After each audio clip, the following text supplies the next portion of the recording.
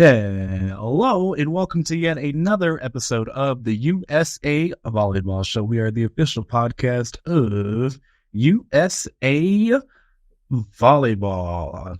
Stephen, I know we just talked about it, and at the time of this recording, it is a Monday after Mother's Day. Did you do anything special?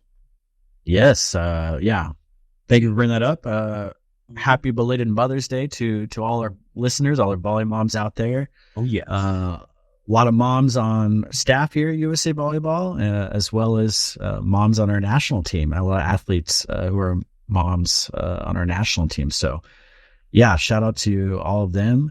For me, did some special stuff. Did a brunch with the family, and then just have a nice steak dinner. Cooked a nice steak dinner for my wife Tessa, and knocked us out. Went to a straight food coma after that.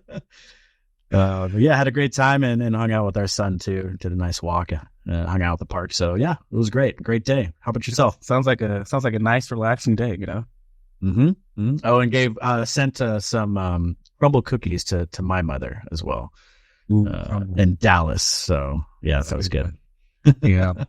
My brother and I just ended up sending, so he's in Connecticut. I'm obviously here in Colorado Springs, and then family's back home in Long Beach. So my brother and I just had a bunch of like stuff sent over to our house, to my house and my parents' house in Long Beach. So we just surprised them with it too. And my sister's out there too. So awesome.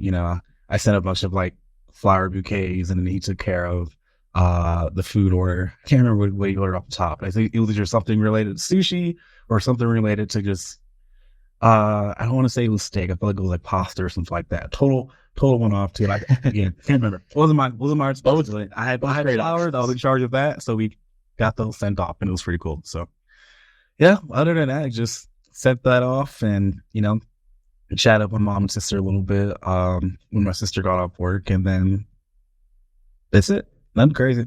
Love that. Mm-hmm. It's nice when you can kind of divvy up the responsibilities with your siblings. Yes. It's nice financially too. Don't get me wrong. There you go. Yeah.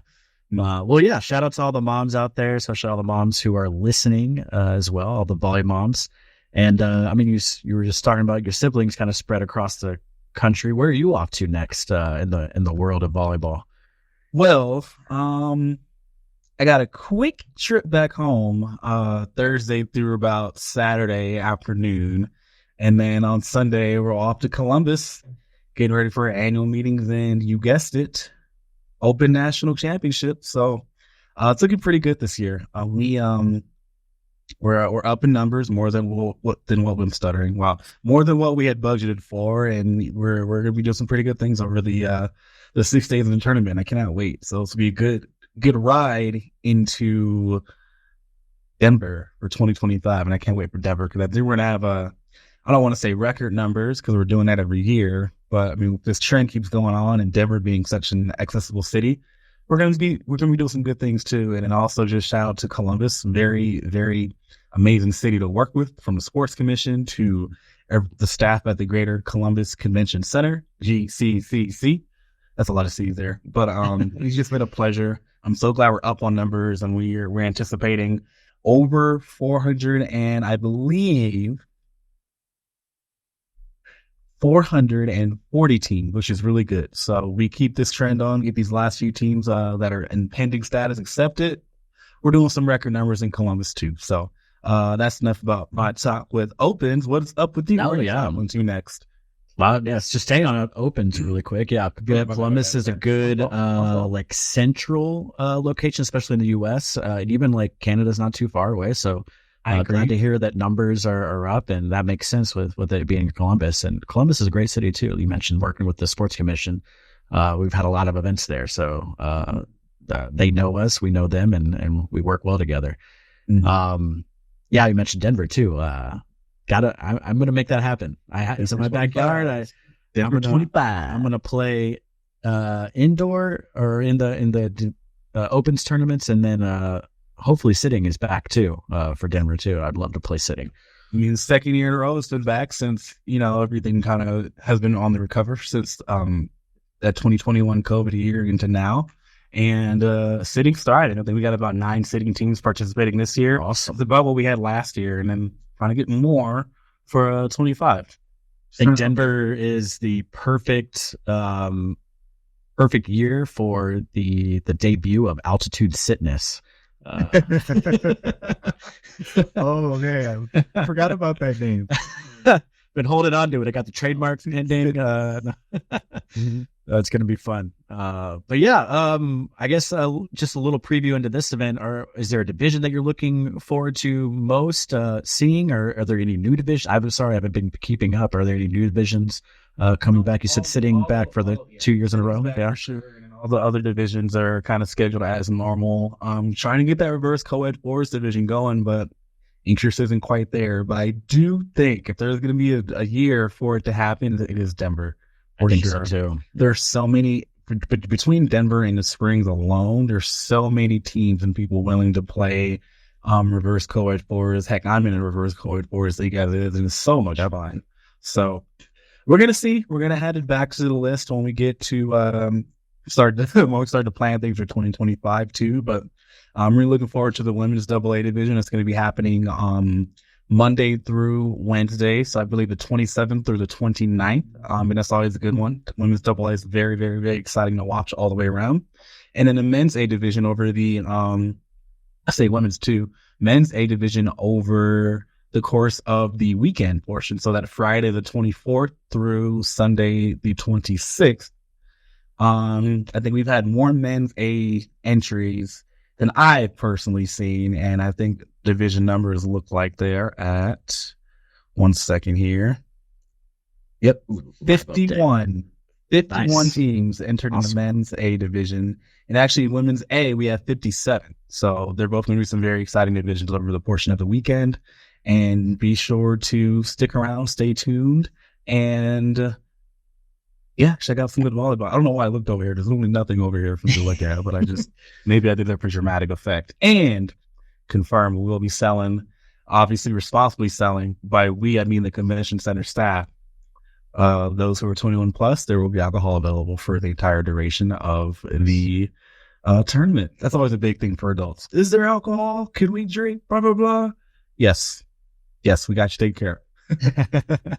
I imagine off screen you have it's like a war room set up for opens. You just got all the teams over there and like strings going all around. Yeah, but you don't have to reveal there's nothing over there. You can look there, but yeah, I'm just kidding. I didn't saw them there. That's awesome. Yeah, well, definitely exciting for opens. I believe you and Curtis will be there for that event, so that's gonna be fun. And then the Hall of Fame is also going on right before then. So that will be a great event. But yeah, great catching up with you as always. But we got a show to do here. Yeah. So let's jump right into it. Yeah, let's get into it. If you haven't already listened to our last episode, go back and check it out. We sat down with volleyball MC Rob Espero, aka Rob on the mic.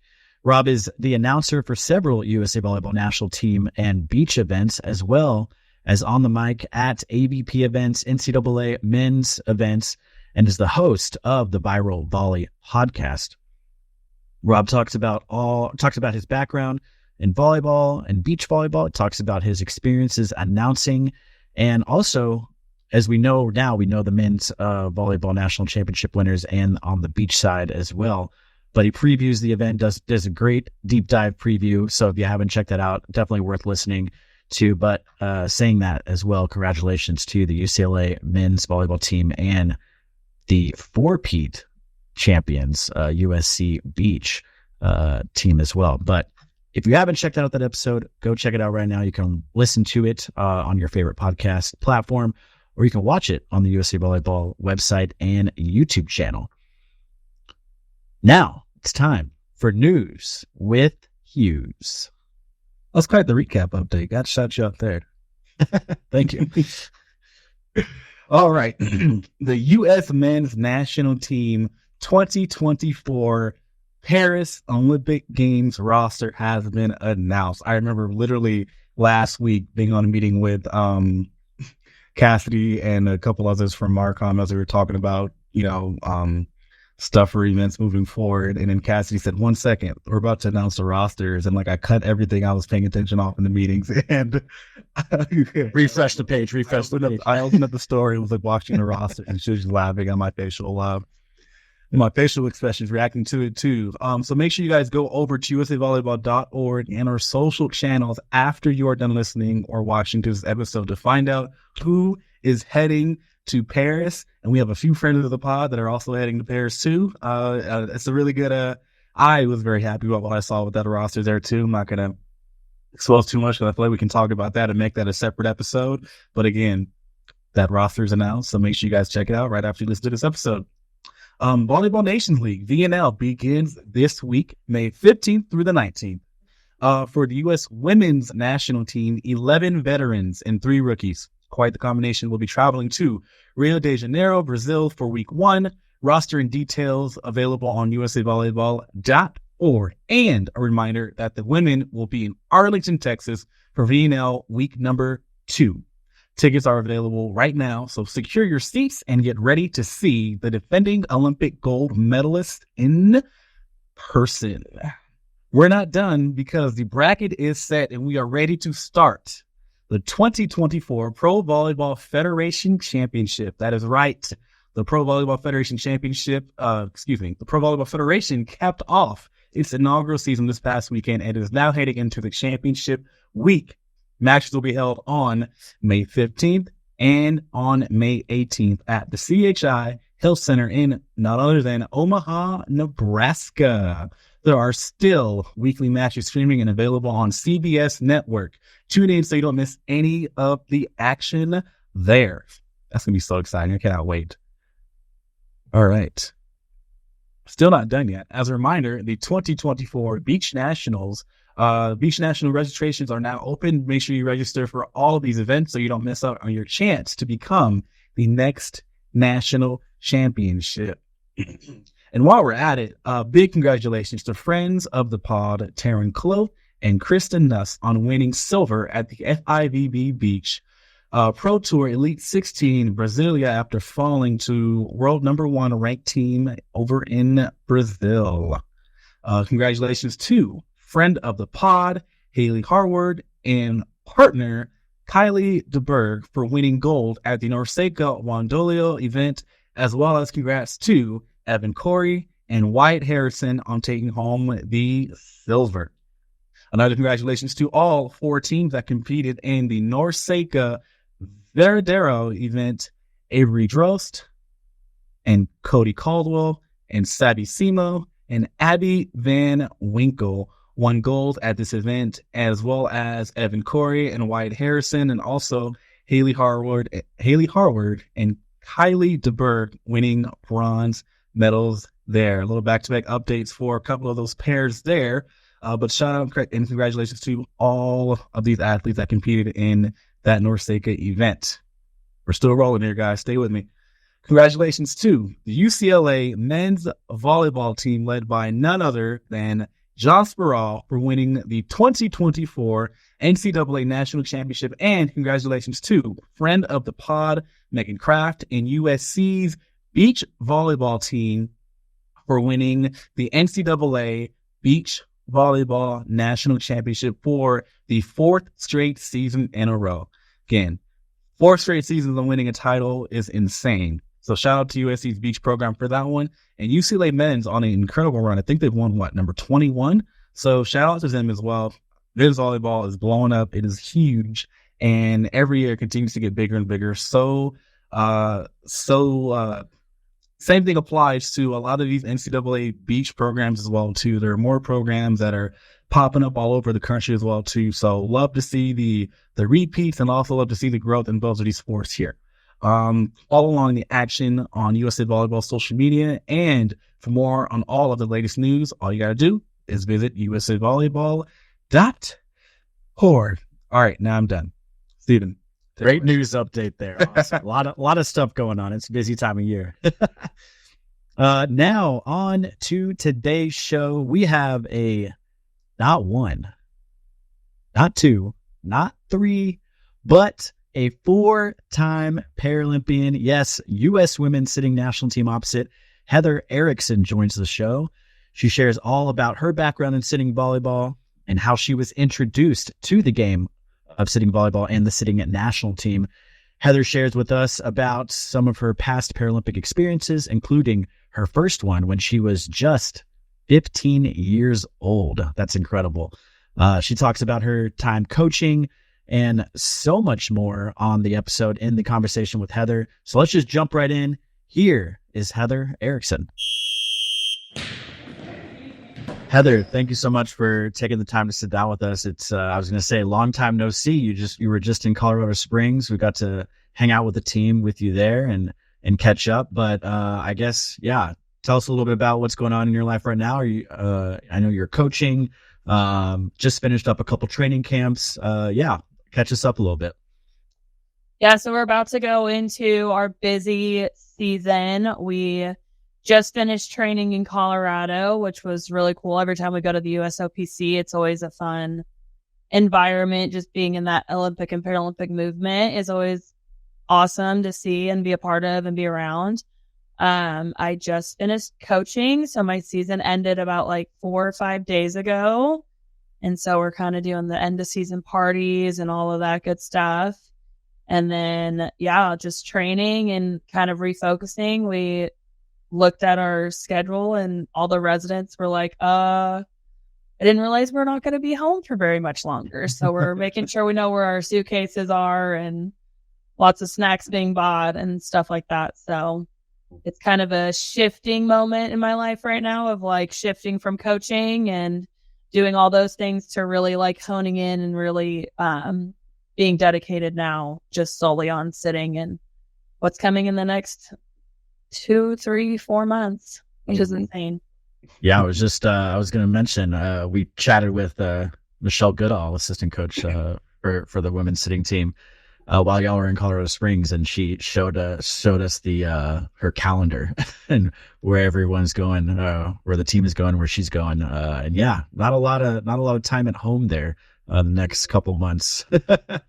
I have a dog, and he stays at my parents' house, and I'm like, he's gonna live there. It's their dog now. Yeah, right. It's their dog. It's fine. I'm just renting him right now. Yeah, I mean, awesome. Kind of speaking of the training camp, any big takeaways or significant moments you kind of want to talk about? That training camp was a lot of fun. It was more focused on the medical side and kind of the media prep, but I think that was such an important camp for us because it really makes what we're about to go do kind of real, and it kind of puts it in front of your face. Because it's one thing to have it on the schedule and to have it written and, to see all these things. It's another thing when it's no, these are your Paralympic jerseys. No, this is what we're doing for Paralympics, and kind of shifting that mindset into we are very, very close to then and going into the big show. And so I think the big takeaway for me was what are you going to do in these next few months that can make the biggest difference? So what prioritizing things can I do that are going to make a big impact in 2 or 3 months? So I think for me, I realized how much this team, how much depth we have. When we train, there's no one else that has the depth in the world of when we're in our training camps, no matter what side you're on, it's so competitive. And I think that's a strength for us. And I think just feeling connected and not allowing pressure to kind of affect us because we have the talent, we have the ability, and we know that we're going in as 2-time gold medalists, and there's automatically pressure on it on top of wanting to compete. So I think for me, it's really just prioritizing how can I get the team to feel comfort, to feel calmness, to feel connection, and to, just go into the games feeling we got this, we're together, we feel it. Now let's go produce. So I think that for me was something I've thought about a lot during that weekend of it's coming, and what you do now will affect in 3 months. You mentioned the Olympic and Paralympic movements and, kind of getting in that mindset getting in that mode at the training center in Colorado Springs. Can you speak to like how important that is? I mean, you're no stranger to the Paralympic Games. You've been to multiple games. It probably doesn't take you much to switch into that mode. But for some of the younger athletes who are on the squad, can you speak to how important it was just to be in that kind of Olympic, Paralympic environment at the training center while you were training there? Yeah, I think it's huge. So like I always have a soft space spot for that Colorado Training Center because that was my first camp ever, was at the USOPC. And there's just no other place that we train that you get this sense of the bigger picture and the bigger movement that's going on. That's not just us and our sitting team. It's every single Team USA athlete. And just having like Team USA posted everywhere and knowing like you are a part of that history and you're a part of that movement that is going to be seen for years and years to come, I think is so important. We had a lot of girls that had never been, and just the shock of walking into the athlete welcome center where it says Team USA and it has all these athletes. And it's kind of a shock of like, I'm a part of that. And you see these pictures of these winners and like, I mean, some of our athletes are posted on walls, and it's, when you're in the small town of Edmond and you're training and you're grinding, it feels like you're just on this little team.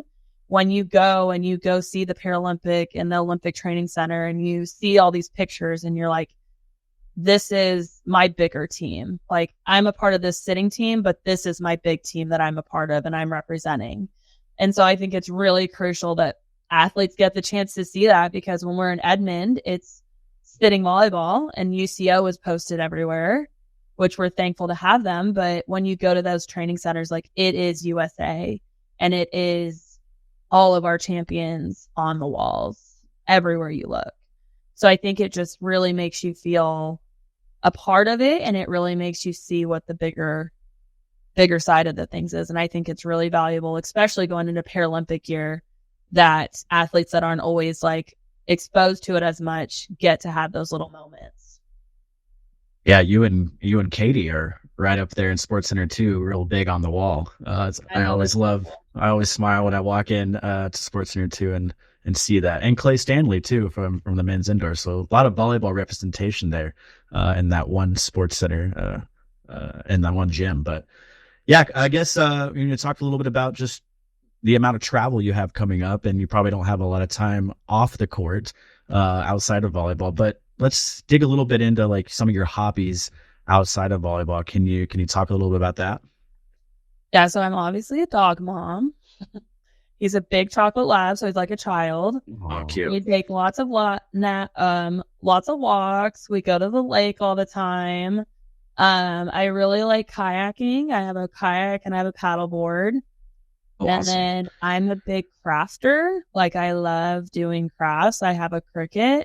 So like I'm always finding little projects to do and like all those things. And then I really like scrapbooking. So I'm very much like the crafty type thing. So all the tournaments we're going on, I'm making like little like bags for everybody and like doing all my crafts and stuff. So it just, I'm like, what excuse do I have to make crafts? And then it gets out of hand. But it's yeah, I was gonna ask if you've ever like made anything for the team, but what's been like your favorite thing you've made for the team?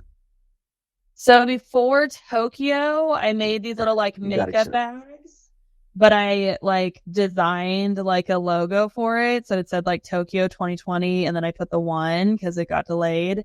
And then I put like everybody's name in like bright gold glitter with their stuff. And then this year I'm making cups for everybody.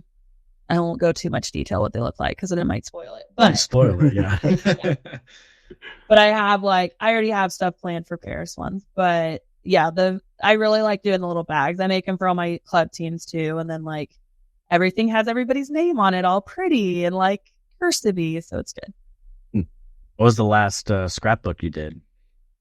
I've been behind because I haven't had time, but I'm trying to do like the history of my like sitting volleyball career. So I'm trying to make like a sitting volleyball scrapbook, and then I'm trying to make a coaching scrapbook, and then like a life one. That's awesome. But I was gonna a lot of those things. The goal is there. Yeah, it sounds like there's probably gonna be like a lot of overlap in them too. Yeah. No, and like I like having like seeing all the girls that I've coached and all the little ones, and like it always makes me like take a picture of them and send it to the girls and like, look at how little you were. Because I coached 11s for a while. That's awesome. So that always makes me happy. You know, And then I do sitting volleyball and I'm like, I was a baby. Now I'm old. Your the craft nights with the team are probably great because there's so many artistic. You have so many artistic teammates there, so I'm sure craft night is a lot of fun. We have a lot of different types of crafts. Yeah, like Bethany can draw. I am not a drawer. I have a machine that draws for me. That's awesome. Well, yeah, I don't have a crafty bone in my body at all when it comes to that stuff, too. That's super cool. Like you're talking about. We did a like painting class. So like they'll bring somebody in and before every Paralympics, and we do like a painting, and she like outlines it, and it is the funniest thing because we're all competitive, and like people get stressed. And I'm like, it's not going to look great. Like, you have some people who are artsy and you're like, you can have that lane. And then you have people that are like, just surviving here. So it's funny to like get us all together and make us do creative things because sometimes you got it or you don't. Yeah, very, very, very true. Who would you say is the most artistic on the, and I know you have like different levels and different fields, I guess, of artistic talent, but who would you say is the most artistic on the team? I don't know. It's hard because everybody has like their own thing. Like I think Whitney's very artistic. I think Kaleo's very artistic. And I think Bethany's very artistic. So I would say those three. I think Bethany, if you're doing like drawing, but like creative side, I think those three are very in that world. So you mentioned, getting together before the games, and maybe a few times here and there, but do you usually plan or try to schedule time when you guys are off the court to, just kind of hang out with a few teammates that are maybe in the area, or you plan, many trips to, visit teammates to kind of spend some time together? It depends on the year. We like with the residents right now, I've loved being a resident. Like sometimes it's hard and sometimes it's not. And like this last year that I've been a resident has been amazing. Like all the girls are just great. And so we're actually planning like 4 or 5 events or like times to get together. So we're trying to go to the VNLs. We're trying to do this thing in Tahlequah where it's like float the river. So you like purchase a raft and you just like float down a river all day. It sounds awesome. Amazing. And then we get a cabin, and then Emma is gonna host like a little like 100 days out of opening ceremonies. We're gonna do like a little like cookie making party at her house, and then some pool days. So I think like it depends on the group and where we're at in life, but like leading into the games, this has been like the best experience for me as a resident of just like feeling connected with the residents, feeling connected with like people coming in. And like doing things outside the court because it makes a huge difference. How do we get an invite to that float trip? That sounds fun. I'll send you the date. I've heard like I coached a few girls that they do it every single year, and they're like, "This is the best thing you could do with your life." And I was like, "Okay." Reminds me of my college town. Floating the river is a huge thing in my college town, and you just sit on a tube and just float the river all day. It's great. It's on my list to do for so long. I'm so glad we're finally doing it.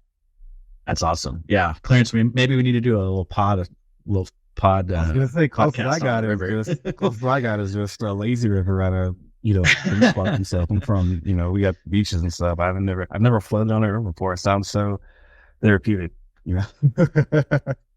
Something not volleyball in a hot, sweaty gym. That's what the goal is. We got a little bit of that here in Colorado, although we got to be careful with the whitewater rapids there. It's a little rough. Yeah, you guys are more adventure. Not as chill. Not as relaxing as that one. Yeah. Yeah. I don't want to fight for my life. I just want to relax. Yeah. Maybe take a little nap. Yeah. Yeah. So funny. I actually almost went whitewater rafting with my my high school team last year at our team camp, but a lot of them got scared, so we didn't. So So I'm bummer. actually kind of glad because I was kind of scared too. But as a coach, you can't really you tell them that, otherwise they'll roast you the rest of the season. But yeah, funny, good little funny story. It stressed me out more to be in charge of children, like to feel like the adult in the boat, and like feel like I have to take care of these children. Like, I don't know. Like, going crazy. You look like the bad guy. If someone floats off, and you're like, "Bye, sorry." I'm not jumping in after you now. Oh my God. That's awesome. Well, yeah, happy to get to know, a little bit about you off the court and your team too, and you guys getting together. But yeah, penciling in that float trip and waiting for the invite, that should be fun. Let's move on to volleyball a little bit, and if you're comfortable with it, fans who don't know your story, could you tell us a little bit about your qualification for the U.S. women's sitting national team, and then kind of your first introduction to the program? Yeah, so I think it's considered a VS1. I am full disabled in their terms, and I am a right leg amputee. I was amputated when I was 8 years old because of a bone disorder. So I broke my bone as a baby, and we did 18 surgeries to try and reconstruct and get it to figure out, but it would never heal. And so my doctor was like, you can continue and possibly have 18 more surgeries all fail, or you can get to the age of 8 and we can just amputate and you can have a better quality of life. And so it was getting to the point where sports were happening and, kids were starting to run, and I had casts on, legs on, my legs were at different heights. So I really just didn't have a good quality of life when it was going. And we were in Hawaii. So I was in casts and I couldn't go in the ocean, and I was in a brace, and you can't get salt water in the cuts and the wounds and the open wounds. So it just got to the point where we were like, it's not worth it. We really trusted our doctor to say he was like, it's just not going to be a thing. And then we, made that decision, and I've never regretted it a day in my life. But then volleyball I started in when I was in Hawaii, which was so fun because that environment is such a family loving community. My sister was playing standing volleyball, and there was this guy that was coaching her team, but not a director of a club over there. And he was like, come over here, let me help you, come play. And he had done that before my amputation. And so I got to play in the corner and hit balls and serve balls and stuff like that. And that's kind of where the love started. It started before I even had my amputation. And then when I did get amputated and I was able to actually start playing, I started playing it was called PALS, but it was the fire department put on a league, and played for that. And it's been nothing but history since then. But yeah, that's when my kind of roots started with that.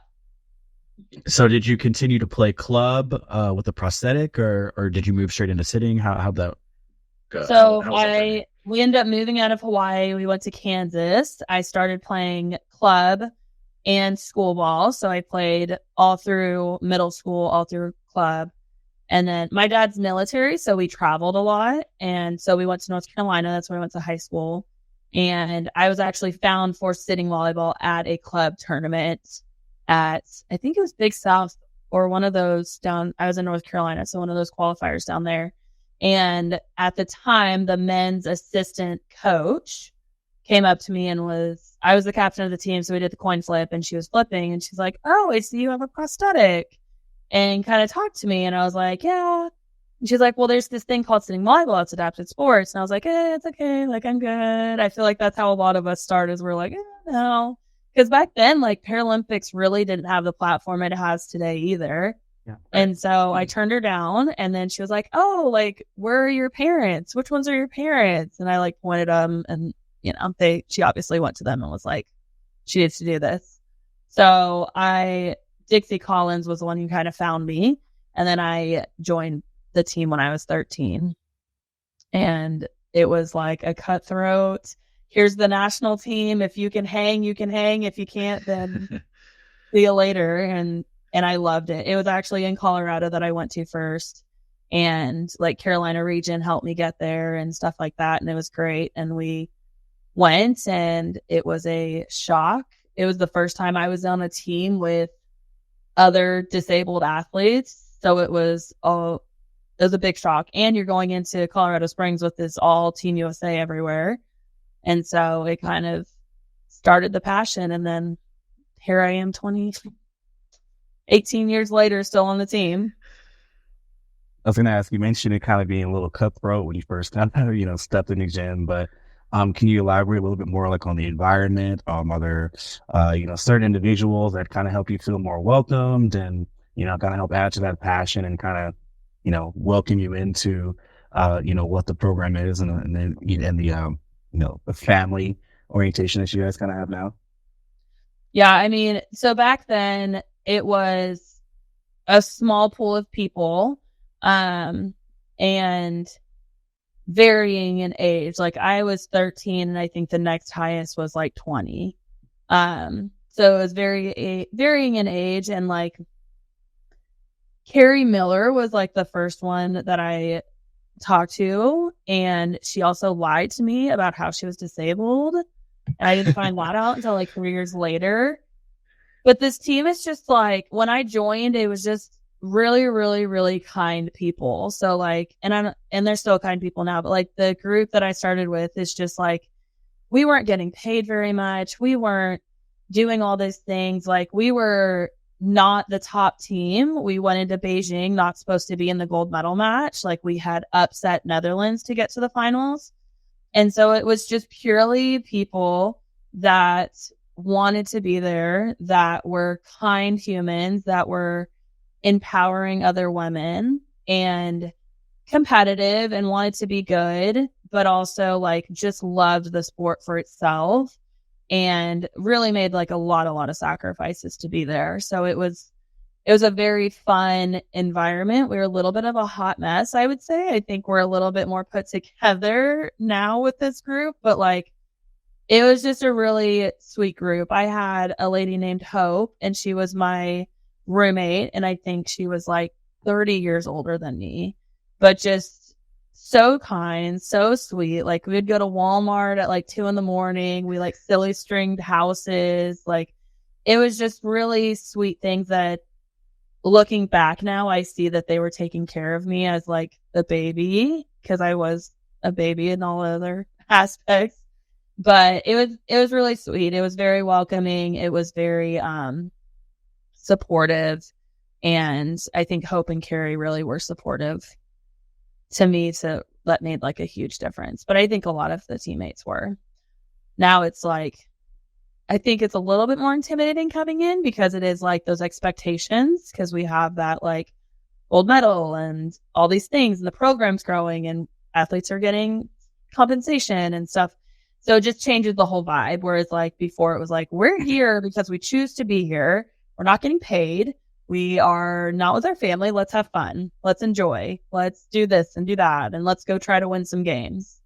So I think it's a big kind of shift, but both are equally good. I think it was just a lot different when you get thrown into the national team and you're like, sink or swim. Let's see what happens. And so I'm thankful there's a development program so people get slowly integrated, not thrown to wolves. I was going to ask too, are there certain things, excuse me, dude. Are there certain things that like you like to maybe do, or like, advice that you always like to give, the newer athletes that are kind of introduced to the team that you kind of see are maybe having some trouble, being social or trying to, get to know the team, just kind of to try to like, make them feel at home? Yeah, I think that I try to not necessarily integrate it with me, but find like their people that they get along with, because like I understand like different personalities mesh with different personalities. And so I really do, like when people are new, I really try to make sure that I'm inviting them to go lunches or, texting them. Like there was one of the newer girls that's on our team went to the USA. That was her first overnight trip. And I like got her a little goodie bag of like a water bottle that had her name and some USA like gifts just to make her feel like welcome. But I think it's more for me, like mediating and like trying to help them find that avenue of like, you're welcome here. And like, you know, if you're 18, you're probably not going to want to hang out with me all the time, but you would really want to hang out with those people that are having like the 18-year-old fun. And so making it, because I know when people come into the team, I am one that's like, sometimes they're intimidated by just by like being in the gym with, is feedback I've heard. Like Gia on the team was like, I was scared of you. And I was like, I didn't say anything to you. I didn't say or do anything to you. But like, if I was on your team, I just felt stressed. And I was like, how do I fix that? And she's like, you can't. You just can't. And I was like, okay. So I really try to make sure that I'm intentional with like having conversations outside of the court and kind of like trying to bond with them in some way of like finding some common ground and having something to talk to about. And then I really try to make sure that when they go home, I am texting or like checking in. So it's not like a camp to camp, because sometimes we're a month in between and it's, you know, they're excited to be on the team. I want them to feel like we're excited that they're part of the team too. I like that kind of full circle moment for you where you were the new athlete, 13 years old, coming on and getting a warm welcome from the athletes. And then, as you mentioned, just, you know, times have changed and the program has evolved so much and the sport itself has evolved so much, but you're still continuing that and, you know, welcoming the newer athletes. You know, the program's different from when you started, but and a little bit more intimidating, like you mentioned too, just with the success. But it's cool, that full circle moment that you kind of explained there and described. Yeah, and I think it's valuable to have new people and new eyes and new thoughts and new mentalities. Like, I think it's so valuable. So I really love it when new people come in, because it's like, you know, sometimes when you brush stuff off, you're like, oh, that's just normal. And it's like, oh, that's not normal. What were your first impressions of sitting volleyball? You know, not so much the team, but more of the sport. And I know you mentioned, you know, when you were approached, it was a thanks but no thanks reaction. And we've talked to some of your teammates too, and who've had that similar reaction as well. But what were some of your impressions when you first started playing sitting volleyball? When I first started, I mean, I think I instantly just like fell in love with it. It was the speed of the game. And that's coming from 2008, when I don't even know that the game it's not even touching the speed that it is now. It was like the speed, the physicality. Like, when you think about sitting volleyball and you're not in it, you cannot even fathom what the sport brings. And even athletes who play the standing discipline and see it, until they sit down and play it, you don't realize how fast it is, how much your whole body is being used. And I think it's just a very creative sport is what I've started really loving about it, is that like before it was like you have to have this form. And now I think that Bill has kind of, I don't know if he's made this choice or he's just like picking battles to fight, but like the creative side of it, of like, sometimes it's just you're in a weird position and you have to figure something out. And I love that part of like the play is so different and everything is so fast. And when I first started, like, it was completely different than what I imagined it would be. And I love the fact that everybody has to kind of play everything. So in the standing discipline, at least at club level, when I came into the team, it was like you could get subbed out back row. So you could only do front row. And if you're an outside, you only played that left front outside position. Like, you always switched. You maybe hit one ball and serve receive. But with sitting, like, I'm constantly switching which pin that I'm playing on. So I'm going from left to right. Bill doesn't want me in the middle, which I fully agree with. I do not belong there. I belong on a pin. We have a theory that if I get stuck in the middle, you just swing as hard as you can. We're either going to get the point or we're going to lose the point. That's the goal. Love that. But I love that it's so diverse. Like, you have to play different stuff. You have to play and have to be able to play everything. It's not just you train here and you play here back to back to back. It's like you have to get outside reps. You have to get right side reps. You have to play middle back. You have to play left back. You have to play right back. And so it's fun to have that diversity in this sport. think it's a good time to kind of switch into a little bit about your coaching career and, you know, how that's kind of been going on. If you can, you know, just kind of tell us a little bit about how long you've been coaching and a little bit about the current club that you coach for. So I have coached 13 seasons at Oklahoma Peak. So I coached some 12-year-olds. I went to 11s, and then I did 13 twos last season. I've done that for 4 years. So I've been with the younger age groups for quite a while. And then I coached at a lot of different high schools. So I coached at Deer Creek High School, Edmond North, and a homeschool league for a little bit. And so I've been coaching a lot of them, but I'm going to take a break after this season and just give it some time off. But yeah, I've coached for 13 seasons. So like the season that right after I graduated, I moved to Oklahoma and joined that club.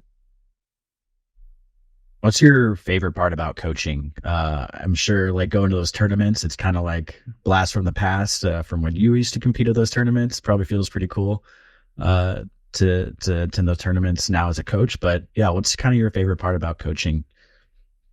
I go to those tournaments and I'm like, I don't know how I physically did this. And this is so many games. I have a special place for coaching. I've been playing volleyball so long and playing it. And I'm like habitually a person that's very hard on myself when I play. I have really high expectations. I don't give myself a lot of grace if I make mistakes. And coaching has really, like, just the impact it's made in my life. I love watching a child like go from where they start to where they finish. I love the relationship part of the game, like how you build the relationships. I really focus on like the girls on how they respond. So how they're responding to errors and like how they're affecting the team and how they're showing up for their team. And so those are the things that I really like, and confidence. Those are my top 4 of like what I try to pour into my girls throughout the season. The skills are always going to vary. Like you're going to have girls that are super athletic that catch on really quick. And you're going to have girls that they have to take 1,000 reps to get at the same place that someone can take 50 reps and get to the same place. But I really think that youth sports is about how we're developing females and what role models they're getting and what impact they're having that they can then take into their real life, because volleyball is not real life. Volleyball is something we choose to do, and it can teach us a lot of lessons. But I really love seeing maybe one of my athletes that are less confident, not knowing where they stand, and like seeing them at the end of the season when they're like aggressive and going for it and like being willing to lose and not have that insecurity of like, what are people going to say, and like being genuine to who they are. And so those are what give me really like proud moments. And like, it's not about winning and losing to me. Like I get to be super competitive when I go play sitting volleyball. I really just love watching that mental side of their game go. And I think it's so impactful, and I love watching it. Like I love watching my girls that were quiet little things at the beginning of the season, and at the end of the season they're like screaming on the court, and you're like, okay, but settle down a little bit. Like, love that you're there, but and I love like working on the team chemistry and like, okay, like you're feeling this way, but it's impacting this person this way, and like teaching them about communication and all the things. And that's what I've really loved about 13s, is because I think it's a crucial year where they're in a dramatic middle school life and like really honing in on like who they are as a person, who they want to be perceived as a person, and like how do you take your strengths and what you're good at and make it helpful for the team, because everybody's personality helps a team. It's just honing in on what you're good at and really like making it beneficial for the team. The skills are fun too, but I don't know if I missed this or not too, but looks like you kind of prefer the younger age groups, like, you know, 11s, 12s, maybe 13s here and there out. And I'm pretty sure, you know, it varies across the board, but yeah, I don't pick that up. Yeah. I mean, I like the little ones because you can pour so much into them. Like there's still so much of like skill development, but then you're introducing them to the technical side and like how, they are getting exposed to scouting and like finding little things that they can do and kind of using their brain of like, not so much on me, but most on like, what are the other side doing? What is the other side doing that's working, that's not working for us? So I like it because it's a big combination of like still really getting to do the skills, because I love breaking down some skills, but then also like teaching them the game and then adding the mental side. And it's kind of a bubble where you get to kind of talk about everything. Yeah, I coached a few years, a few seasons, but that I agree, that was my favorite part, seeing the athlete evolution from start of season to the end, especially the little ones too. And when they finally get that skill or get that thing that you've been teaching them in practice, and then they put it in the game, and then they just turn to you and their face is all lit up. And yeah, definitely agree with you there. The evolution of the athlete is fun. And for you too, it's awesome that you've been seeing these athletes. You've been coaching 13 years. So you've seen the athletes from the 11s all the way up till probably have athletes in college now too. They are playing in college. Crazy. And how has coaching helped you on the court as an athlete? How has it helped your game as an athlete? It's a lot. There's a lot of things that I've taken from coaching. I've taken like, okay, don't be a turd. Your coach doesn't want to deal with you if you're like that.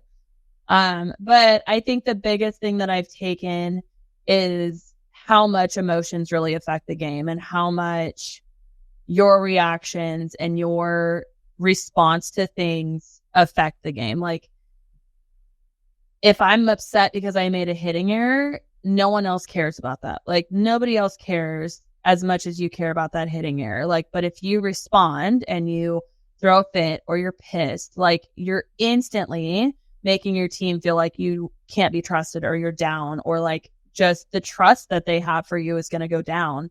And I think like when you feel it sometimes and you like think, well, that's not happening, but then you coach and see how it does affect you and how it does affect the team. Like, I think that's made the biggest impact. And like, I've really liked where I've gotten to the point of really feeling like I'm a calm athlete. Like, if things happen, it's very calm and like celebrating, but also coming back to that neutral ground of like keeping the emotions in check. And I think that's been the biggest thing. And just having like grace for myself, because there was the Rio games. I put so much pressure on myself, and I remember reading notes from girls that I had coached, and it was like, I'm so excited to watch you play. I'm so happy for you. Like, all these things. And they're like, they want me to win, but they don't care. And it's like, why am I putting all of this on me and putting all this stress and pressure when like, I just need to show up and be who I am.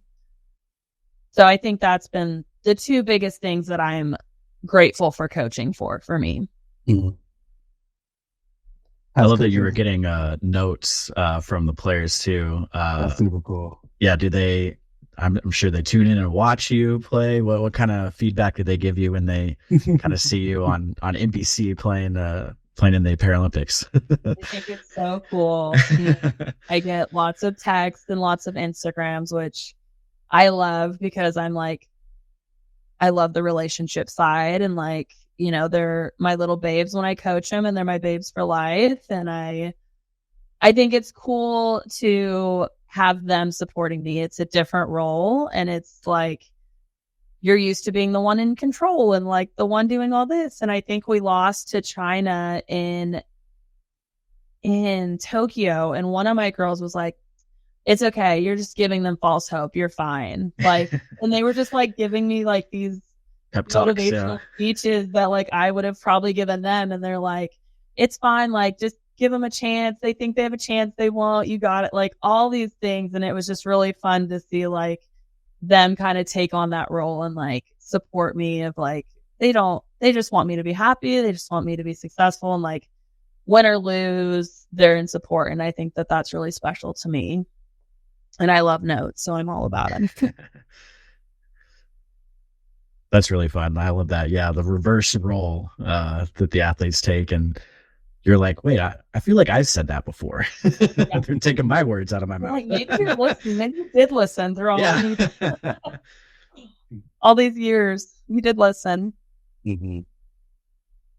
So, I mean, with that being said, I think, I mean, you mentioned it a little bit before, but isn't this going to be, your last season, kind of taking on that coaching role and, having, these experiences that you've been having, at least to this capacity? I am going to take a break. I think it, like how life is for me right now, there's just a lot of shifting going on. And like, if I coach, I'm fully in it. Like, I am emotionally, physically, all of it. And it does take a lot of hours. So after Paris, I'm trying to get into teaching. So I'm kind of shifting gears into creating that kind of career path and having something, because I'm going to try and retire after LA. So I'm trying to stay through LA. And so I'm trying to really have something fundamental set up. So when I leave sport, like, I have kind of that plan to go back into. So I'm trying to get into teaching. I'm going to try and get in the classroom before LA, after Paris.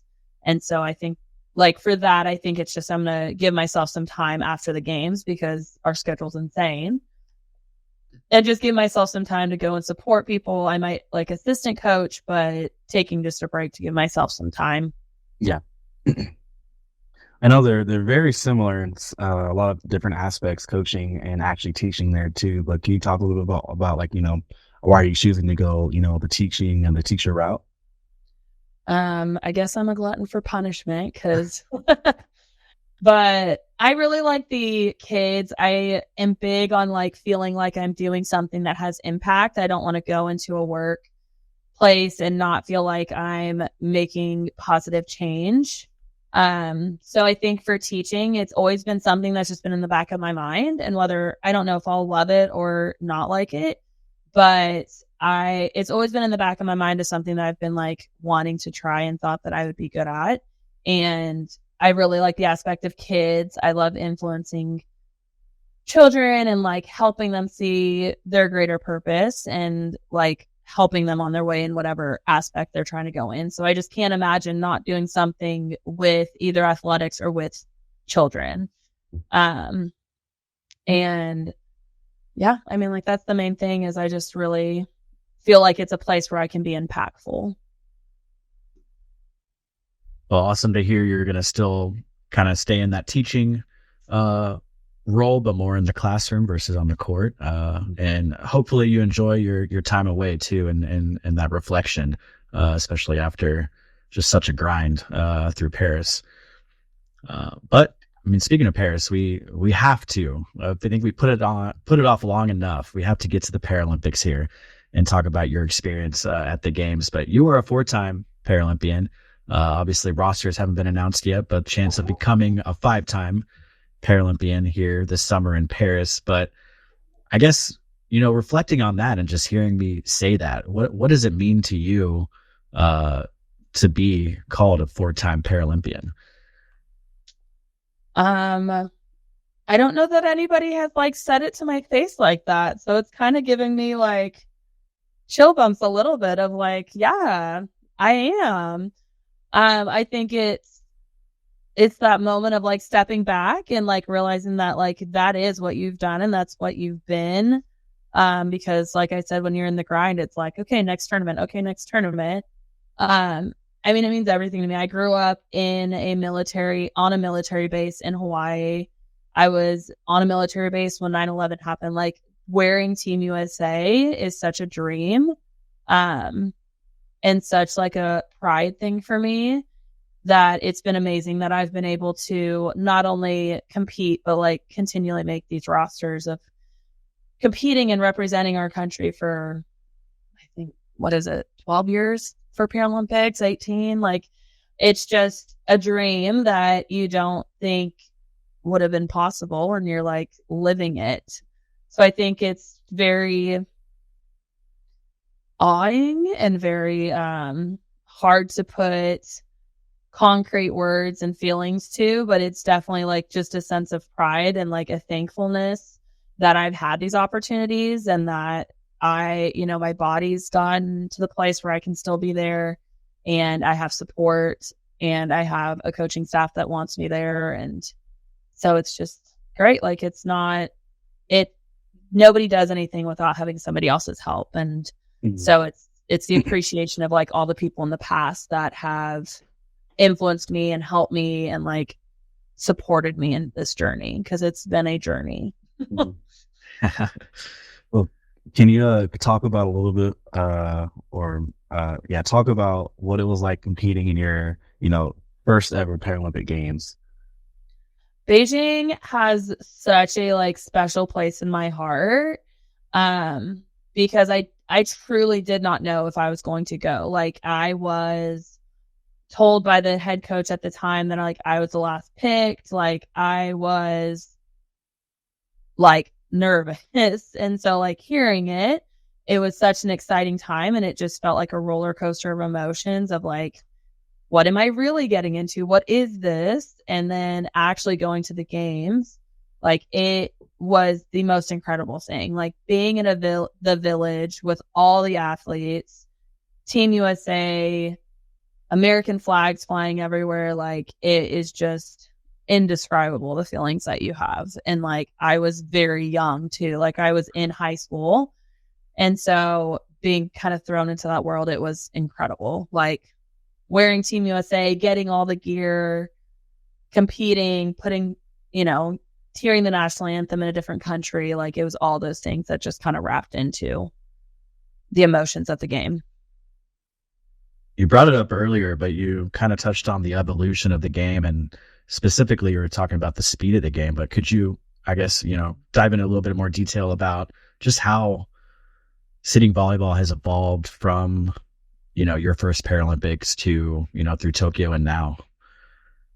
It's a huge change. Like, I've seen so much growth in this sport, in the athletes, in the athleticism, in the speed of the game, the strategy of the game. I don't remember us having a big strategy when we went in to play the Netherlands. But like, it is literally so fast, and you have so many teams that are pushing so many teams. So when we went to Beijing, it was very much like there's a top and there's a bottom. Whereas when we're going into Paris and looking at the teams, like, there are so many teams competing for one or two spots, and the athleticism, the like skill based is so much higher. The exposure of the sport has grown exponentially. The like representation and the like pride that we feel with our country now, like, is completely changed. Like, we have so much support. We have so much support from Team USA, like being there and giving us all like these resources that we have. We're, treated really like professional athletes. And the game itself, when we were in Beijing, if volleyball, like 6'6", we ran a 6'6" in Beijing. Like, whoever was right front was who was setting. I don't know if that's actually what a 6'6" is, but it felt like a 6'6", so I'm gonna call it 6'6". But like, literally, whoever the ball went to is who was the setter. And now we have our team running a 5-1, which is more movement, more hustle. We run a faster offense, so nothing's just putting it up high. We're running fast things where you have to be in the right spot, and it's connection, and it's working in one unit. It's not so frantic, and other teams are doing the same thing. So the strategy really, really matters, and the scouting and all these things you have to do to get those 1 or 2 points, where in the beginning it was like, who can serve, who can pass, which it still turns into that, but it also turns into, where are we going to load? Are they loading on the outside? Are they going right side? And so that's been really fun for me, because I'm all about that stuff, of like seeing that evolution of like the teams just getting better. And you know that they're scouting us just like we're scouting them. And so it becomes more of like a chess match, whereas Beijing, it was very much of like, who's going to go and play and who's going to hit the ball in. Whereas like now it's like everybody's going to hit the ball in. You got to hit it harder, faster, smarter. The IQ has been raised so much. So it's become a really, really fun game of like every game is a different adventure. Whereas like Beijing, we had one game plan and that's what we did the whole entire time. Whereas like Paris, it's going to be, we're playing this team. These are their strengths. These are their weaknesses. We're playing this team. This is this and this is that. And so as an athlete, it's really fun to be challenged in those ways of like, can you switch those things in your brain that quickly? Can you find the holes? Can you make the adjustments? Mm-hmm. So I think those have been my funnest things to see.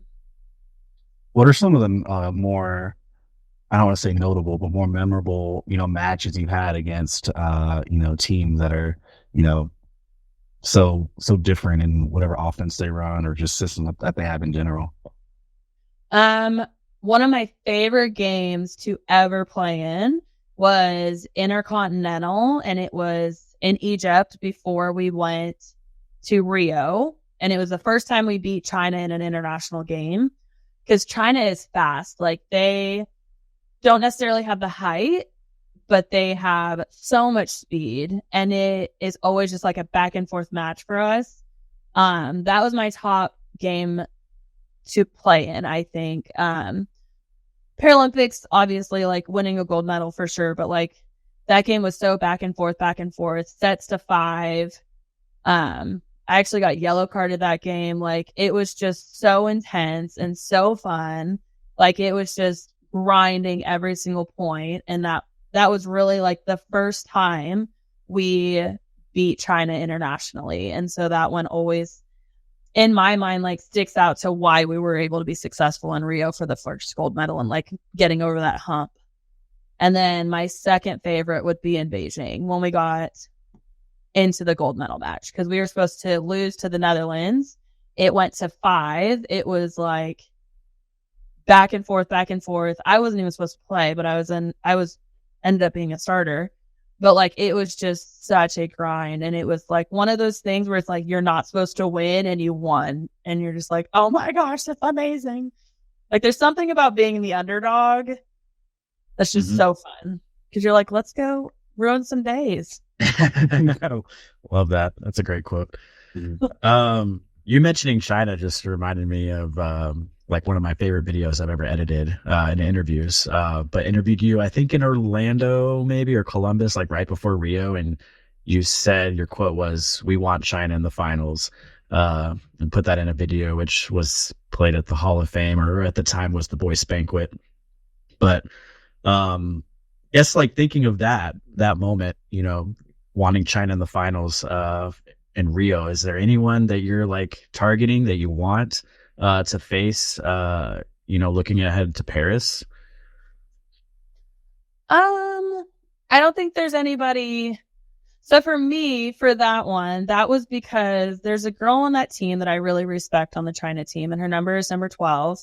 I don't know her name. I probably should. That's bad of me. But she like lit my life up in Beijing, like lit me up. I got subbed out. Like, she deserved it.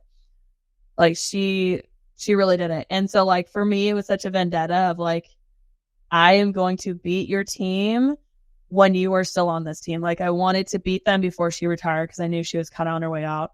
I don't think I have that big of a vendetta anymore. I think that there's a lot of really good teams. And I think that, I think in Rio, it was easier to say that we were probably going to see China, just because it was so kind of us and China and then kind of a gap. And I don't think that that's the case going into Paris. I think that there's a lot of really good teams. I mean, Brazil obviously beat us at Worlds. So I think there's going to be a lot of teams. I always enjoy playing China. I really respect them. I really enjoy every time I play China, even though we've lost to them. I think it's always a respectful game. It's always a grind. It's always challenging, and everybody always brings their best. So I think if I had to like hope for a final, I enjoy playing China the most. But I think that these games are going to be interesting with just the level that the sport has, that it's not going to be easy to get out of pool. It's not going to be easy to get out of semis, and the finals for sure are not going to be easy. So it's going to be kind of a grind from day one to the last day, which I'm excited about. That's fun. Yeah, it goes back to the evolution of the game that you were talking about too. There's no gap anymore. All the teams are at that high of level, and not guaranteed to get out of pool play. Absolutely.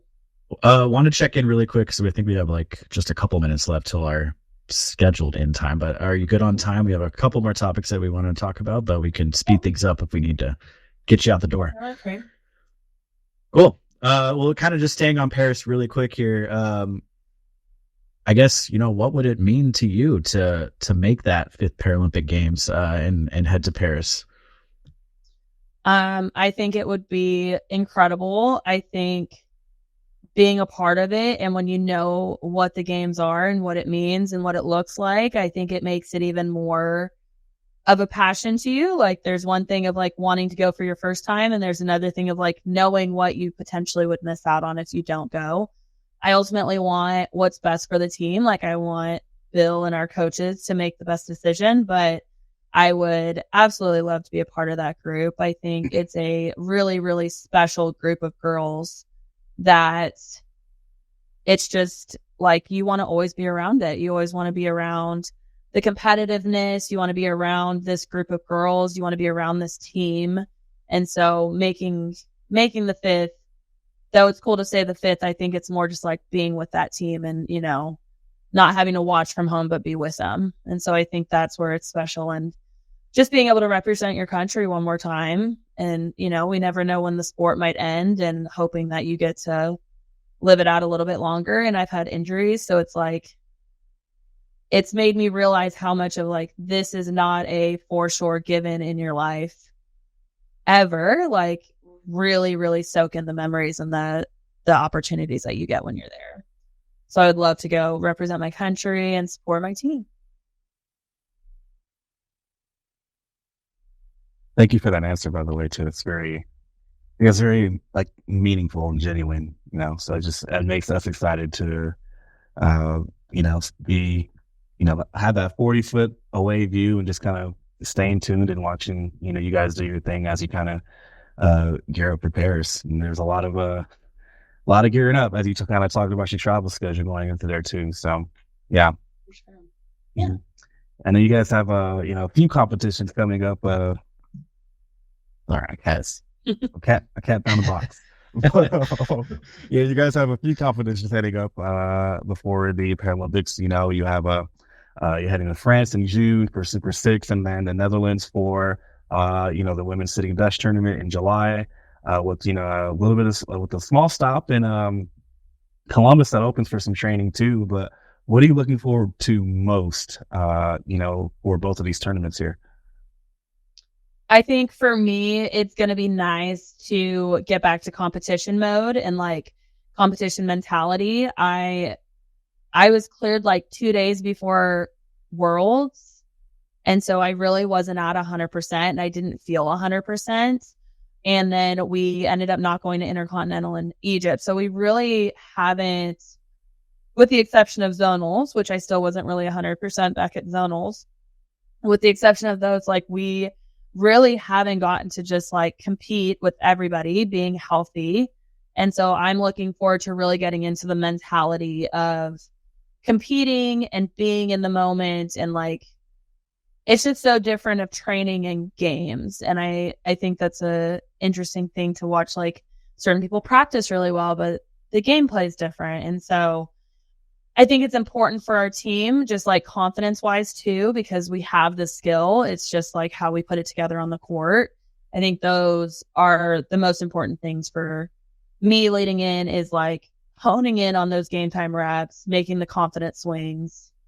And then I think it'll be a good bonding for us too, of just getting to know each other, connecting back, because when we're at UCO, sometimes if you don't live there, we really don't get those extra reps. When we were in Colorado, it was fun because everybody just left their doors open and we hung out. And, it's going to be how do we interact with each other that's going to make the difference for us, because we have the skill and we have the experience and we have the knowledge. It's just going to be how we show up. So I'm excited to kind of get those reps and kind of be a good facilitator of how are we emotionally and where do we need to grow. So I think that's good for me with my goal being a good emotional leader of like seeing where we're at in a competition standpoint.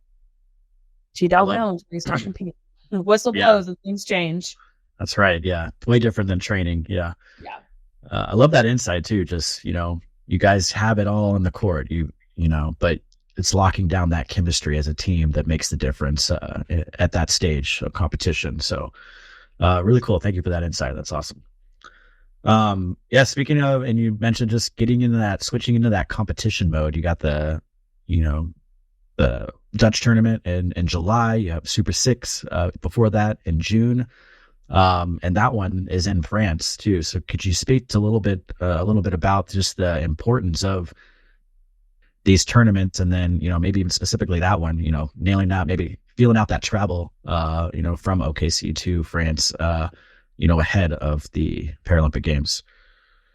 Yeah, I think traveling itself for us there's a lot of components that aren't thought about and like looked at. We have lives at home. So it's a good test run for us of like, how are we going to manage things at home? How are we going to manage what we have going on back in the States to those tournaments? I think it's really helpful for us to go not even before acclimation, but to go before we go to the Paralympics of like, okay, like these are the conditions. This is what it's going to look like. Now you can better serve yourself of like, what is the food going to look like?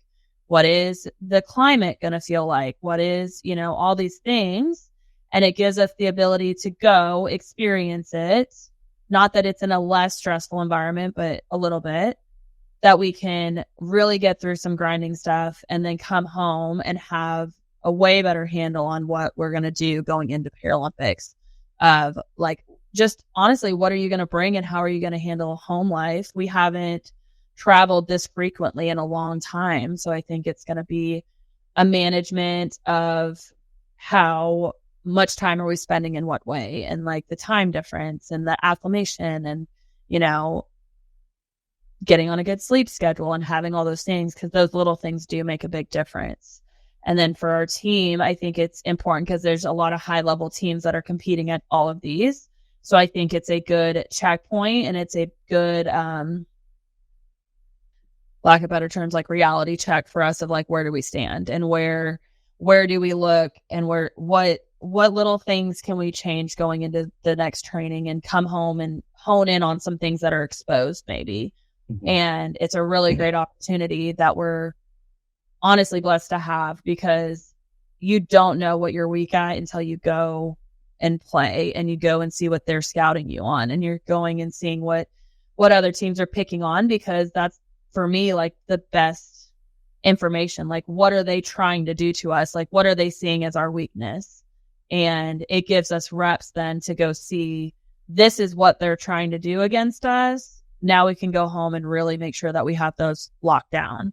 And it's just a good reality check before we're like stressed out about playing, that you can take home and kind of have some direction, because there's stress, but then there's stress with a plan. And when you have a plan, like at least you have somewhere to go and something you can do. And you can say, I didn't leave any stone unturned.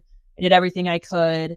I took that information and I made that good change. So I think it's really valuable for us to play as a team, because we've had so many different injuries and pregnancies and people coming in late and people coming in, and like now we're all locked in. We're all here for each other, figure out where we stand. What little things can we do to give ourselves the best chance?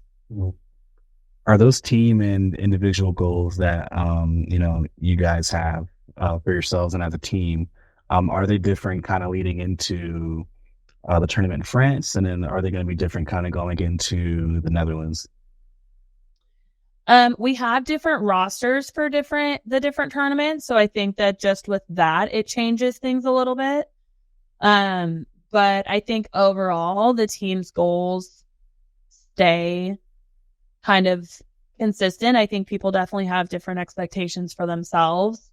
But like as a team, we really try to stay with like who we are, what we want to be, how we want to represent, and it doesn't fluctuate no matter who we have. So I think those goals stay the same, and we have an unwritten, in my opinion, unwritten rule of like, you give everything you got. Like, doesn't mean that you have all the things to give, but whatever you have, you're willing to give. And I think that that's one of the strengths of the team, is that people really show up when they need to show up. And we've gotten really good at being honest and being open of like, this is all I have today, and accepting that as like, okay, that's cool. Like, I'll take your extra that you need. Like, you're at a 7, I'll help you with the 3 that you don't have. And so I think that the communication part really is a goal of this team, of like communicating well, showing up for each other, and like expecting high, not execution, but high level of investment, I think is a better way to say. And so I think that doesn't waver no matter who we have. Like, we expect each of us to give everything we have because we expect it of ourselves. Here just in a couple weeks now, well, you'll be at the Open Nationals in Columbus. But yeah, and you've been to that event many times, but what do you love so much about that event, and competing there, and then in the sitting division, and then also doing exhibition matches?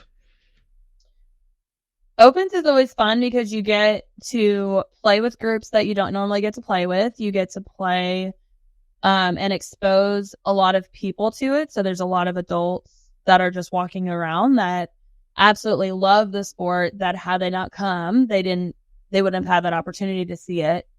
The scrimmaging, the teams are always fun. We don't have an international team coming in this year, so we're just going to do inter-squad scrimmages, which is sometimes more brutal, but it's just a fun environment, and it's really fun for people who have never played this sport, or people that are limited standing that don't qualify for the team, that they get to go and compete in an area, because adopted doesn't just mean that you have, an amputee or whatever. Like, if you have knee problems and you have ankle problems, like, those are the things that can limit you from playing standing, and it gives everybody an equal playing field. And it's fun to watch people sit and play and enjoy, and just the like camaraderie of the sport.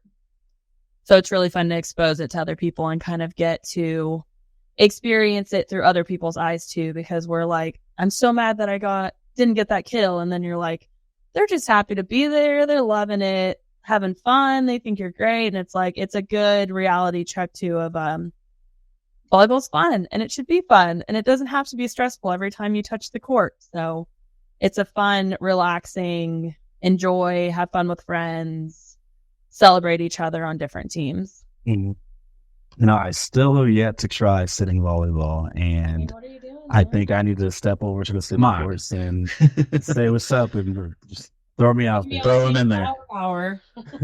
Yeah. My team is flower power. I got. Oh, heck yeah. I will say, I don't know if you want to be on the opposite side of Heather, Clarence. So maybe join her. I'll take that in. Our shirts are bright pink and bright blue. So say no more. Yeah, there you go. That's awesome. Yeah. Well, yeah, like you said, the exposure, and getting that exposure for sitting volleyball, and showing people the sport, and not a better time too, in Columbus, just ahead of the Paralympic Games. So they'll get to watch you play and train, and then they get to turn around and see you in a couple months on NBC playing in the Paralympic Games. So great time to be there at Opens. For sure. But yeah, kind of wrapping up here a little bit.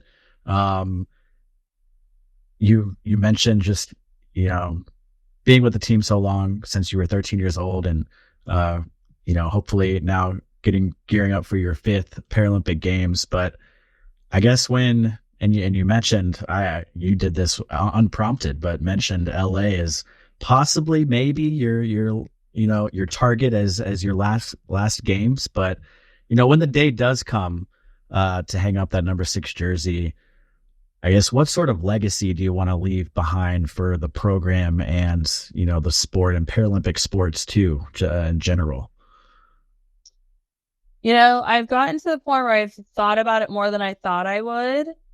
I don't know if it's necessarily that I want to leave a legacy. I think it's more in my mentality is just leave it better than I found it.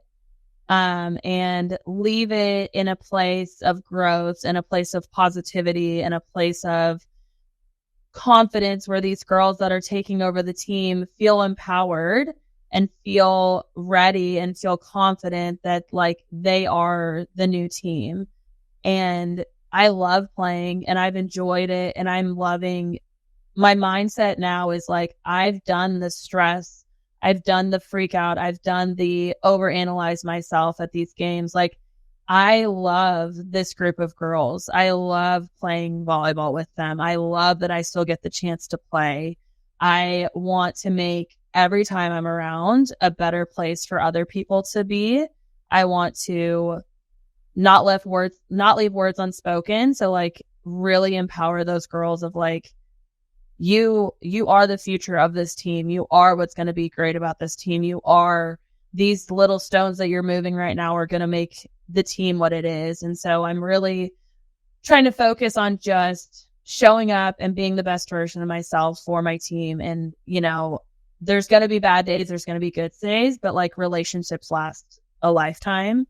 And I don't want to waste my time being mad or upset or stressed or down on myself when I could be with my team, building those relationships, doing all these things. And I want when I leave it not to be like an, oh my gosh, good, she's gone type thing. Like I want, you know, to be the person that like has made it better and that they felt like has supported them and has, you know, developed and helped and like wanted them to grow and be better because they are the future. Like we talk about me going to Australia to like watch them and like all these things. And it's, you just want to make sure that it's better than when you leave it. I don't want the program to go down. I want them to take where we leave off and ride into the sunset in better terms. But, you know, it's just how did I show up and what impact did I bring? Did I do everything I could for the ones that are around me? Because, you know, as a player that's been able to start, they've done so much for me. And this team is so special to me in my heart that if I'm forgotten in 5 years, it doesn't matter to me. Like I want this next group to know how loved they are, how supported they are, and how much I want to see them succeed. And hopefully I can stay till LA so I don't have to cry those tears in Paris. But, you know, I think it's just more of like, I want them to feel empowered to really take this team to new heights that we maybe couldn't. And so I'm excited for the future for them and I'm excited to watch them and support them, but I'm really just focusing on loving the game and pouring into those around me is my kind of focus. Because I feel like if you overthink about things, I'm all about being genuine and I just want to be genuine in my intentions and like really empowering and supporting and, you know, being that structure for the team. I appreciate you opening up a little bit and sharing that. I can't imagine the U.S. women's sitting program without Heather Erickson on it. But you got a few more years. You got a few more years. Yeah. Yeah. I mean, you even talk about, you know, the upcoming athletes, you know, reaching new heights that, you know, this current team couldn't. And you have to understand you guys are doing some really great things as it is now. Yeah. So that's an incredibly high bar you guys are already setting. Yeah. I mean, this is just such a special team. The way this team supports and like puts their own things aside to show up for the team. It's just like, that's why I've stayed so long. Like, that's why I keep coming back is it's just like, you can't find this environment of like people willing to have hard conversations, people willing to be upset or be sad or be mad or be angry at you and be like, listen, whatever happened. Like we're here and we're all here for the same thing. Let's go get it. And, you know, the drama we can handle later. And I think that's what's just so intoxicating about this team is it's like, we just genuinely care for each other. Sometimes we don't like each other, but like we genuinely respect and care about each person. And I think that's just so special. And that's, for me, like the culture that I hope gets passed on to them. And I hope that like us old people that are maybe retiring in LA can like pass on to that generation of like, show up for each other no matter what. Like, have that common respect, fight together, battle together, because it's incredible what this team has done just on how much we've put on off the court, because we see it on the court, but it's just, there's so much stuff that was done off the court that's led to those gold medals. Like, yeah, it's about the kills and the reps, but the reason we've been back-to-back champions is because of the work we've done outside. Man, just hearing you talk just gets me so excited about Paris. Summer cannot come soon enough. Thank you so much for taking the time to sit down with us and chat. This has been an awesome conversation. Definitely would love to have a follow-up, in a future episode down the road. But I guess before we let you go, is there anything, we left on the table or anything else you'd like to talk about before we say bye here? No, just excited to compete with these girls. Hopefully everybody's out there cheering and supporting, because we hear it. And it means a lot to us to know that we have that support and know that we are, one big family out there of lots of little supports. I'm excited. Awesome. Yeah. We're excited too. Where can people follow you, along your journey here through Paris? I'm on Instagram and I'm on Facebook. Awesome. So And those are the best places. yep. And the women's sitting team also has an Instagram account that you can follow. Yeah. So yeah, a lot of competition coming up here.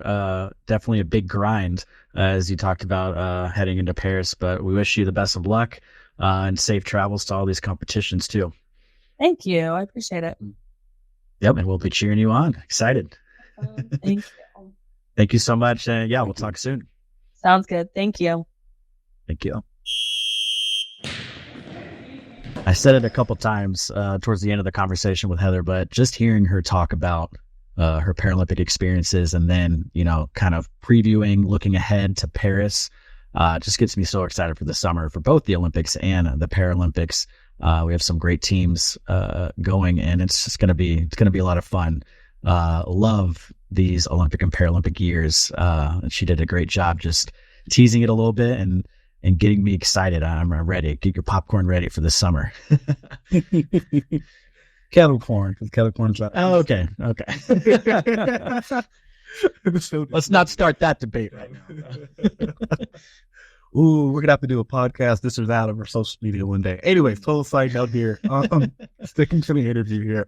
I absolutely loved how she really broke down what the experience was like, not only being introduced to the team, but competing in the Paralympics with the sitting team from when she first started all the way through now. So like, this was the standard. This was our goal, our expectation. This was our game plan. This is all we stuck to.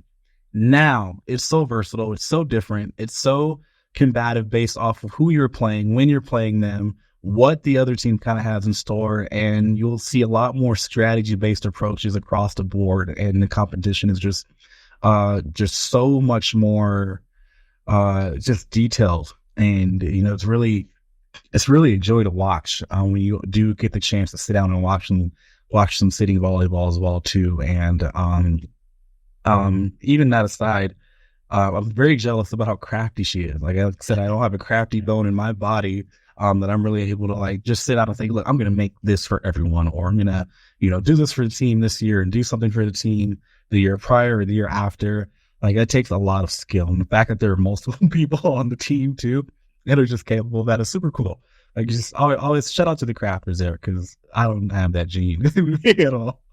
Yeah, it sounds like there's a lot of crafty individuals on the team. So next time they're in Colorado Springs, we got to contact them, maybe contact Michelle Goodall as well, just to set up maybe a craft night with the women's sitting national team. That would be fun for the staff, I think.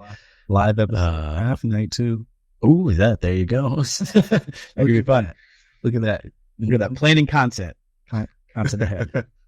But yeah, you talking about just, how she brought up the evolution of the game and the program itself, and just talking, we touched on, the legacy that she wants to leave behind too. And, just that, she had such a warm welcome when she joined the team at such a young age. And so she tries to carry that forward with some of the younger athletes who are coming into the pipeline now. And that pipeline is just expanded so much from when she was just getting started, and it continues to grow. So she's definitely leaving a great legacy behind, and that program is just so successful that, you know, she brought up just coming into the program now. It's very intimidating just because of how much success they've had at the Paralympic Games.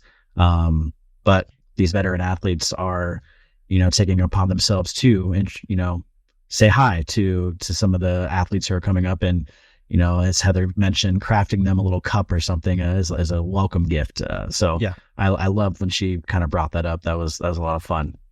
And then they just kind of lastly kind of touched based on that whole thing too, just where, you know, how we asked like how she kind of assembles her role or kind of solidifies that role with, you know, welcoming the new people and making them feel at home. And it's just more of a, not just an overwhelming, hey, bam, here's everything. We're going to find, you know, your kind of the group you relate to. We're going to find, you know, where you fit in comfortably. So you're just not overwhelmed with everything from jump. Because, I mean, as she mentioned too, that entire program is just bought in. Everyone is just all in 100% when it needs to really apply on the court, and, you know, to, you know, be all in with the team. I mean, we all know you guys need to be like connected and bonded at a certain level off the court too. So the fact that she's a good, I guess, a good factor, a good feature into that process with a lot of the new athletes. It's very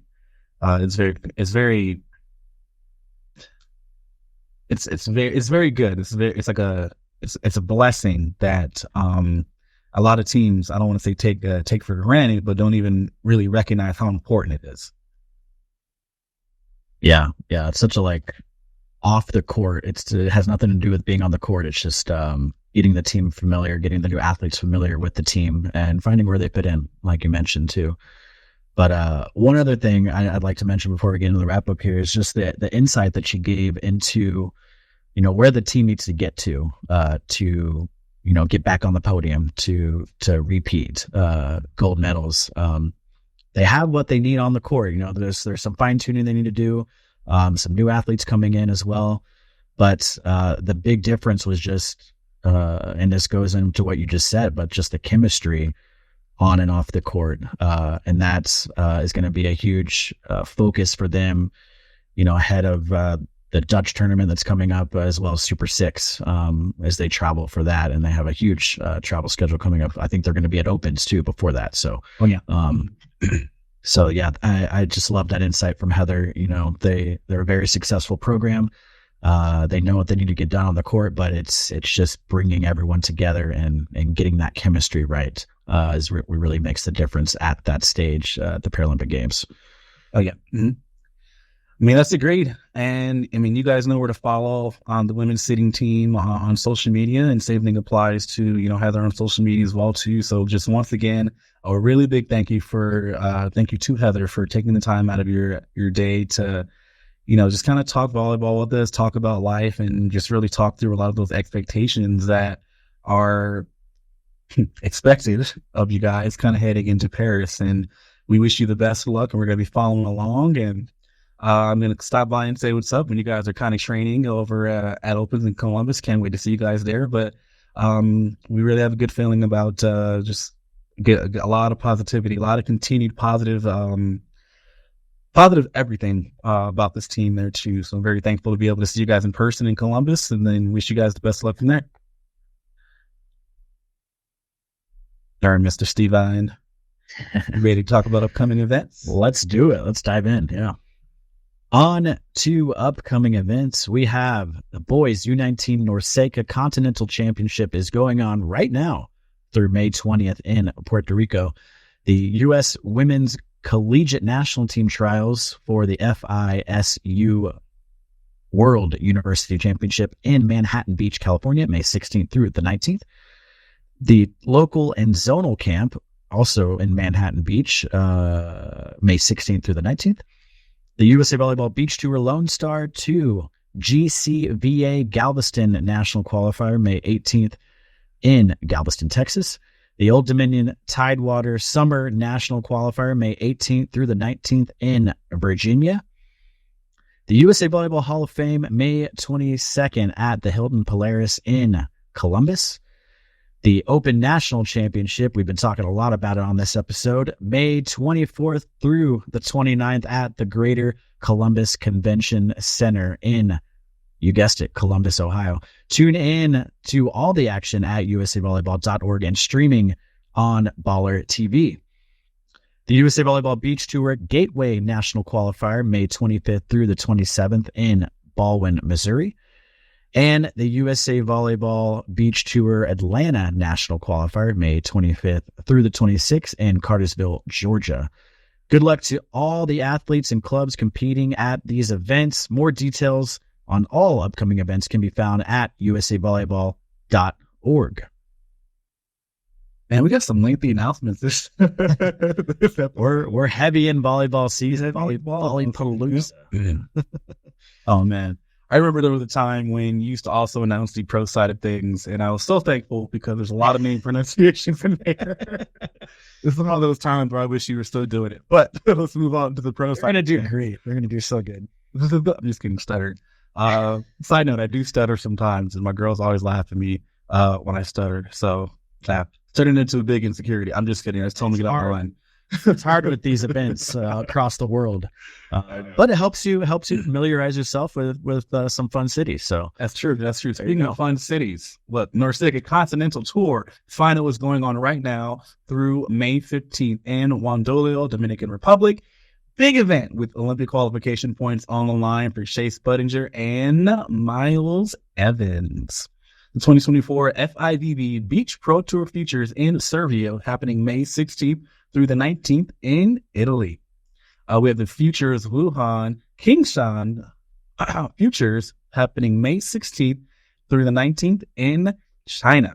The Elite 16 Espino is also happening May 22nd through the 26th in Portugal. Futures Battipaglia happening May 23rd through the 26th in Italy as well. We also have the 2024 FIVB Women's Volleyball Nations League Round 2 happening May 28th through June 2nd, as we talked about in the beginning of the episode in Arlington, Texas. Make sure you get your tickets to support the women's national team live and in person and in action. Also, good luck to all those teams competing and safe travels to you all. Make sure you check out usavolleyball.org for all other national team updates. Remember, you guys can listen to this podcast. What did I just say? Whoops. Remember, listeners, you can rate, review, and share this podcast with your friends, families, and teammates, and everyone else it applies to, as it really helps this podcast grow and reach new listeners. Every week we do episodes. Every week we're recording interviews and just kind of going over interesting statistics, especially as we approach that 100th episode, and the growth is there every single time. So we just want to shout out all of you and say thank you guys for your continued support. You can also check out our video episodes on our website and on YouTube. Once again, can't do it all. Cannot do it. Almost stuttered there. Can't do it without you guys. And a big thank you all for that. Do you have a topic you want to hear about? Or maybe you know a club that should be featured, or something in between those two realms? You can email us at the USAV show at usav.org. You can let us know about future topics, or let us know how we're doing. Give us some feedback if you hear some not too good things or some really great things. We appreciate both either way. And either way, we'll try to get new topics on the episodes, or I don't know, consider everything that you take the time out to let us know that you want to hear about. So again, remember, new episodes drop every other week. And until then, thank you all for listening to another episode of the USA Volleyball Show. This has been the USA Volleyball Show with Clarence Hughes and Stephen Munson. Produced by Curtis Ward. Our content producer is Laura Fawcett. Our marketing lead is Bree Jaycox. If you enjoyed this podcast, be sure to rate and review. And if you haven't already, please subscribe to the USA Volleyball Show on Apple Podcasts, Spotify, or wherever you listen to your podcasts.